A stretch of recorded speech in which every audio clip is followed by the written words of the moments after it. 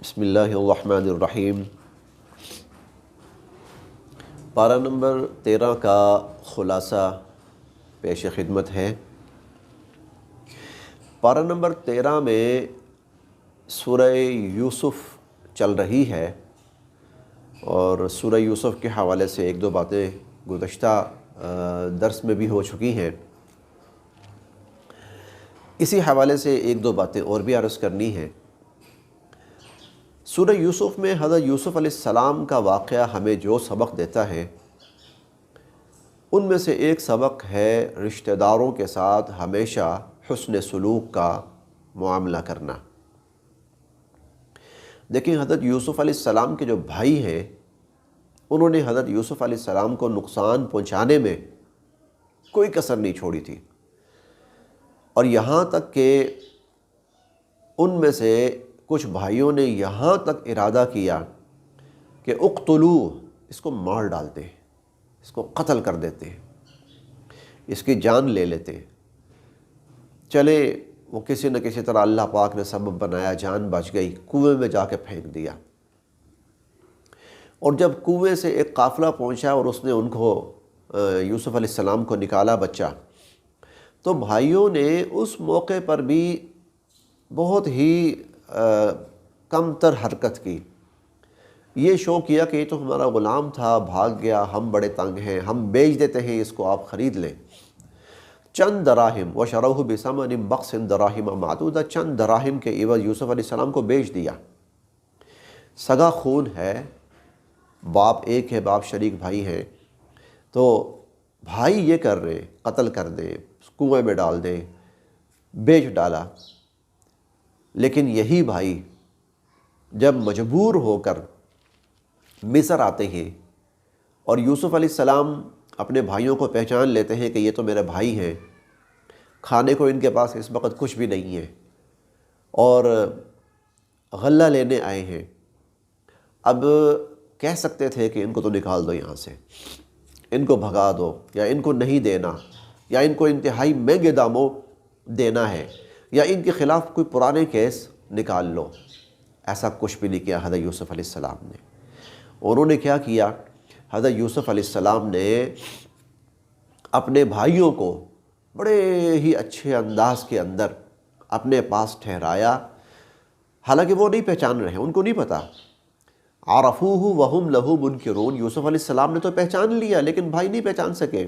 لیکن اس کے باوجود حضرت یوسف علیہ السلام اپنے بھائیوں کے ساتھ انتہائی اچھے طریقے سے پیش آئے، ان کو غلہ دیا، اور غلہ دینے کے ساتھ ساتھ ثواب دیدی اختیار ہوتا ہے۔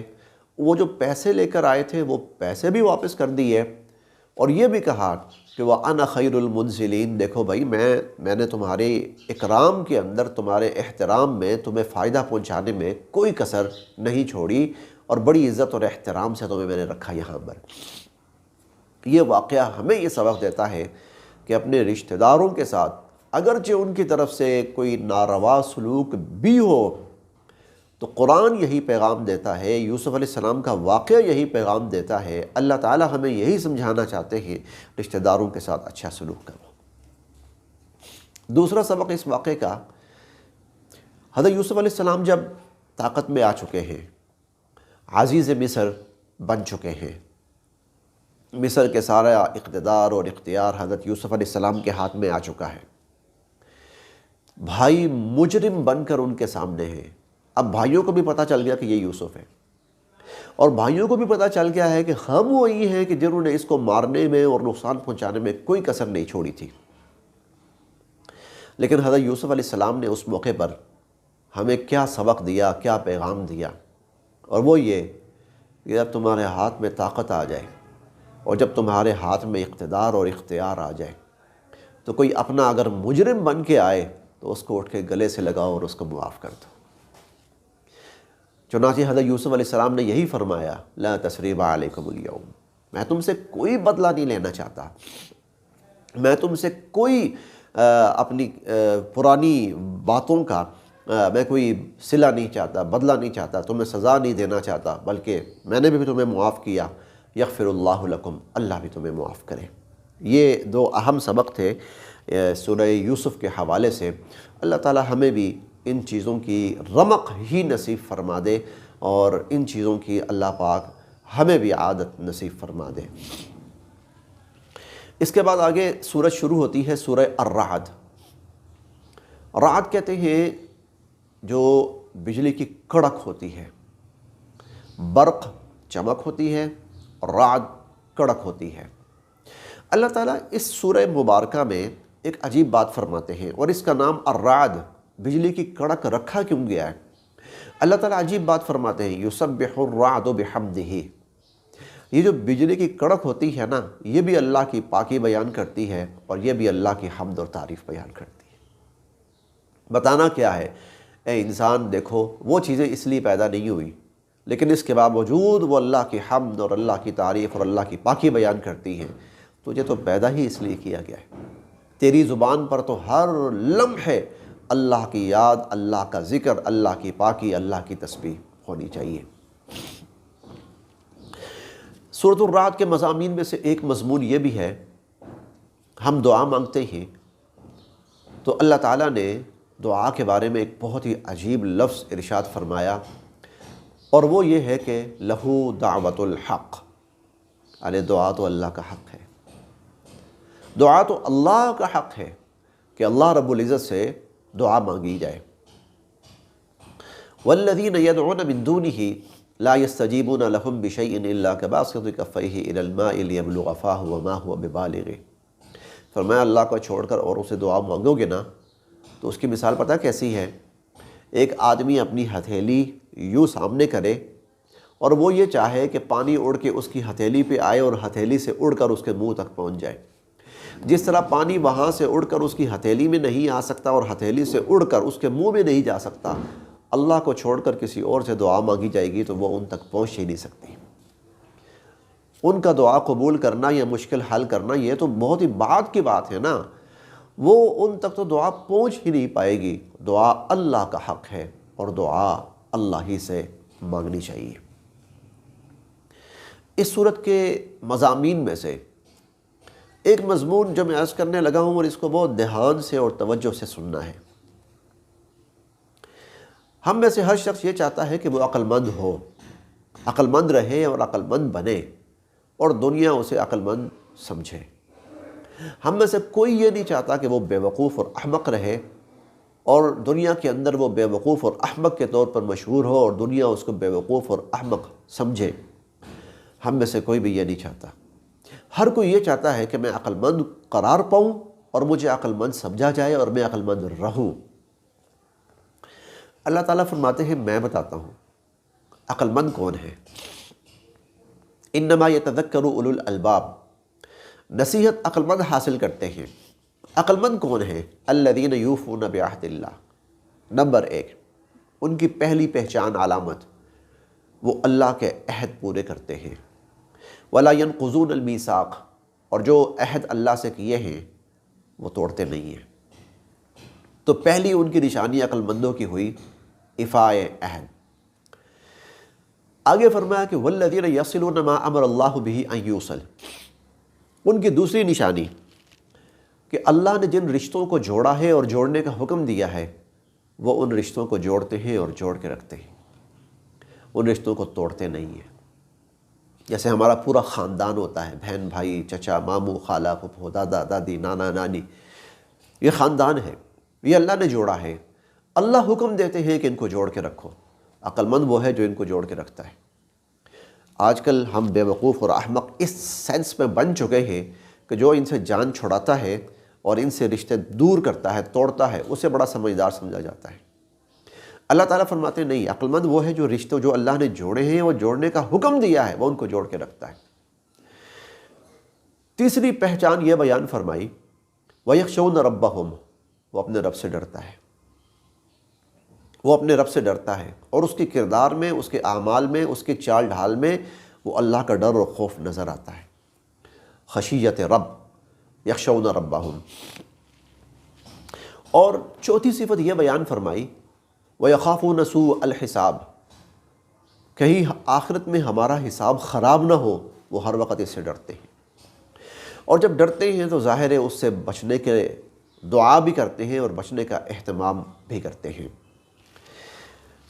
پانچویں صفت یہ بیان فرمائی والذین صبروا ابتغاء وجہ ربہم، تکلیف دہ چیزیں پیش آتی ہیں اور ناخوشگوار حالات پیش آتے ہیں، لیکن ان تکلیف دہ چیزوں میں اور ناخوشگوار حالات میں حالات ٹائٹ ہو جاتے ہیں، سخت ہو جاتے ہیں، پریشان کن ہو جاتے ہیں، وہ اللہ کی رضا کے لیے صبر کرتے ہیں، وہ غلط راستے نہیں چنتے، وہ حرام کی طرف نہیں جاتے، وہ کسی بھی قسم کی بے صبری کا مظاہرہ نہیں کرتے۔ ساتویں فرمایا کہ وَأَقَامُوا الصَّلَاةَ، نماز قائم کرتے ہیں۔ آٹھویں فرمایا کہ وَأَنفَقُوا مِمَّا رَزَقْنَاهُمْ سِرًّا وَعَلَانِيَةً، کہ ہم نے جو مال ان کو دیا ہے اعلانیہ بھی اور خفیہ طور پر بھی اس مال کو اللہ کی راہ میں خرچ کرتے ہیں۔ دنیا کے لیے ہم بہت خرچ کرتے ہیں، اپنے کام کاج کے لیے، اپنی ذات کے اوپر، اپنے کھانے پینے کے اوپر، لیکن اللہ کے لیے، اللہ کے بندوں پر، اللہ کی راہ پہ خرچ کرنا عقل مندی یہ ہے۔ اللہ تعالیٰ نے ان کو عقل مند قرار دیا ہے۔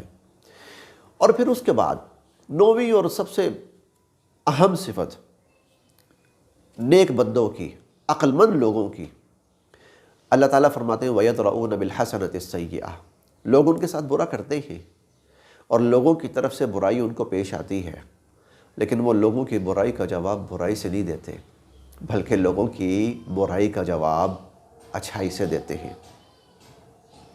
یدرؤون بالحسنۃ السیئہ، اللہ تعالیٰ فرماتے ہیں اولئک لہم عقبی الدار، آخرت کی جو اچھی جگہ ہے نا، جنت، وہ میں نے ان لوگوں کے لیے رکھی ہے۔ اللہ تعالیٰ ہمیں بھی یہ عقل مندی نصیب فرمائے۔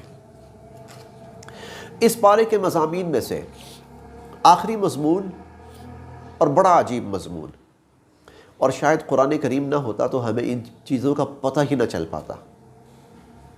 قیامت کے روز اللہ تعالیٰ حساب کتاب فرما دیں گے، جنتی جنت میں چلے جائیں گے، جہنمی جہنم میں چلے جائیں گے، تو شیطان بھی، اللہ اس کو بھی جہنم میں ڈالیں گے۔ جب شیطان کو جہنم میں ڈالا جائے گا اور لوگ شیطان کو دیکھیں گے اور سمجھیں گے کہ یہ وہ مردود ہے شیطان جس نے ہمیں بہکایا، کہیں گے یا اللہ یہ خبیث، یہ ملعون، اس نے ہمیں گمراہ کیا، اس کی وجہ سے آج ہم اس انجام کو پہنچے، یا اللہ اس پر اپنا بڑا عذاب نازل فرما، یا اللہ یہ قصوروار ہے۔ تب شیطان ایک بات کہے گا۔ اللہ تعالیٰ نے شیطان کا وہ جواب قرآن کریم میں سورہ الرعد میں 13ویں پارے میں نقل فرمایا، سنیے۔ وقال الشیطان، شیطان کہے گا لما قضی الامر، جب وہ سارے فیصلے اور سارے معاملے ہو جائیں گے، وہ کہے گا ان اللہ وعدکم وعد الحق ووعدتکم، اللہ نے تم سے سچا وعدہ کیا تھا اور ایک وعدہ میں نے بھی کیا تھا۔ اللہ کا سچا وعدہ ایمان، اعمال صالحہ، نیکی، بھلائی، تقوی، خوف، یہ چیزیں تھیں، اور میرا وعدہ کیا تھا؟ دنیا کے پیچھے بھاگنا، دنیا کے لیے حلال حرام جائز ناجائز سب ایک طرف رکھنا، اور دنیا کی ہوس میں ایک دوسرے سے آگے بڑھنا، اس کو میں نے کامیابی قرار دیا تھا۔ اللہ نے ایمان، اعمال صالحہ، تقوی، ان چیزوں کو کامیابی قرار دیا تھا۔ اللہ کا وعدہ اس پر تھا، میرا وعدہ اس پر تھا۔ اللہ کا وعدہ تھا تمہارے سامنے تھا، تمہیں کس بیوقوف نے کہا تھا کہ اللہ کا وعدہ چھوڑو میرے پیچھے لگو؟ فَأَخْلَفْتُكُمْ، میں نے بہکایا، تم بھاگے آئے۔ وَمَا كَانَ لِيَ عَلَيْكُمْ مِنْ سُلْطَان، میں نے کسی کا گریبان نہیں پکڑا تھا، میں کسی کا زبردستی ہاتھ پکڑ کر لے کر نہیں گیا تھا۔ إِلَّا أَن دَعُوتُكُمْ، میں نے پکارا، فَاسْتَجَبْتُمْ لِي، تم بھاگے آئے میرے پیچھے۔ فَلَا تَلُومُونِي، آج مجھے برا نہ کہو، آج مجھے ملامت نہ کرو۔ وَلُومُوا أَنفُسَكُمْ، اپنے آپ کو برا کہو، اپنے آپ کو ملامت کرو۔